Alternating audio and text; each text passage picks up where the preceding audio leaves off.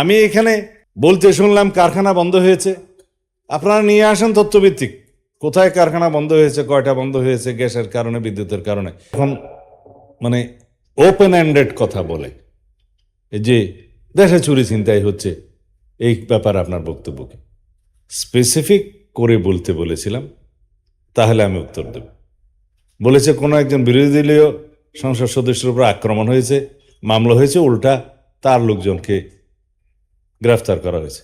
কোন সংসদ সদস্য, কোথায় আক্রমণ হয়েছে, কোথায় গ্রেফতার হয়েছে বললে আমি জবাব দিতে পারতাম। ওপেন হ্যান্ডেড কথার তো কোনো জবাব হয় না।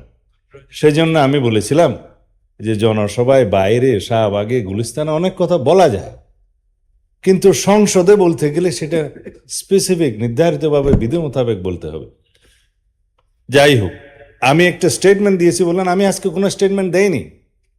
এগুলো ডাটা আমাদেরকে রেডি রাখতে হয়, আমরা প্রস্তুত হয়েই আসি, এবং সেরকম ডাটা প্রশ্নের উত্তরে জবাবে, সম্পূরক প্রশ্নের উত্তরে জবাবে আমরা বলেছি, কোনো বিবৃতি দেয়নি। তিনি বললেন আমি বিবৃতি দিয়েছি, বিরোধী দলীয় নেতা। তিনি এই সুযোগে গ্যাস, বিদ্যুৎ, তেল ইত্যাদির কথা বলে গেলেন। তো এইখানে গ্যাস, তেল, বিদ্যুতের জন্য তারা গত সেশনও সময় চেয়েছিলেন, সম্ভবত তার আগের সেশনে। এখানে মাননীয় প্রধানমন্ত্রী, বিরোধী দল, সরকারি দল মিলে ওনাদের প্রস্তাবে একটা কমিটি করে দিয়েছিলেন, আলোচনা হয়েছে। এখানে 1 ঘন্টা ধরে আলোচনা হয়েছে, সমস্যা সমাধানের জন্য তারা সহযোগিতা করবেন বলেছেন। কিন্তু বাইরে মাঠের বক্তৃতা তো অন্য। মাঠে এখন যে সমস্ত কর্মসূচি তারা দিয়েছে, সেই বক্তব্যের সাথে, সেই কর্মসূচির সাথে ভিতরের আলাপের তো কোনো মিল নেই।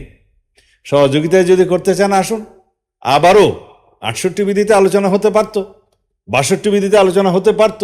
সেই প্রস্তাব তো দিলেন না, কারণ ওয়াক আউট যে করতে হবে পরিকল্পিতভাবে। সেই জন্য আমি এখানে বলতে শুনলাম কারখানা বন্ধ হয়েছে। আপনারা নিয়ে আসেন তথ্যভিত্তিক, কোথায় কারখানা বন্ধ হয়েছে, কয়টা বন্ধ হয়েছে, গ্যাসের কারণে, বিদ্যুতের কারণে। হ্যাঁ, দেশে আমাদের মতো পৃথিবীর বিভিন্ন দেশে যারা গালফ থেকে তেল এবং গ্যাস নিয়ে আসে, সেই গালফের সরবরাহটা বিঘ্নিত হওয়ার কারণে পৃথিবীর বহু দেশে তেল গ্যাসের মূল্য ডবল হয়েছে। বাংলাদেশে তো তা হয়নি। আমরা একটা 17 বছরের অপরিকল্পিত গ্যাস সাপ্লাই নির্ভর এই বিদ্যুৎ জেনারেশন সিস্টেমের মধ্যে চলছি, যেটা কারেকশন করতে আমাদের প্রতিনিয়ত হিমশিম খেতে হচ্ছে। মাননীয় প্রধানমন্ত্রীর নেতৃত্বে আমরা সমস্ত পরিকল্পনা প্রণয়ন করে ফেলেছি। কোথায় এফএসআরও হবে, কোথায় গ্যাস ভিত্তিক বিদ্যুৎ কেন্দ্র হবে, কোথায় তেল ভিত্তিক হবে, জরুরি ভিত্তিতে ফার্নেস অয়েল ভিত্তিক বিদ্যুৎ কেন্দ্র এখন শুরু করা হবে। সব কিছুর উদ্দেশ্য হচ্ছে দেশে যাতে কোনো রকমের সংকট না হয়, উৎপাদন কারখানা যেন বন্ধ না হয়, কোনো রকমের কোনো উৎপাদনশীলতা যাতে ব্যাহত না হয় সেজন্য, এবং তার উপর ভিত্তি করে যাতে দ্রব্যমূল্য বৃদ্ধি না হয়, সেগুলো আমাদের সবই নজরে আছে। মাননীয় স্পিকার,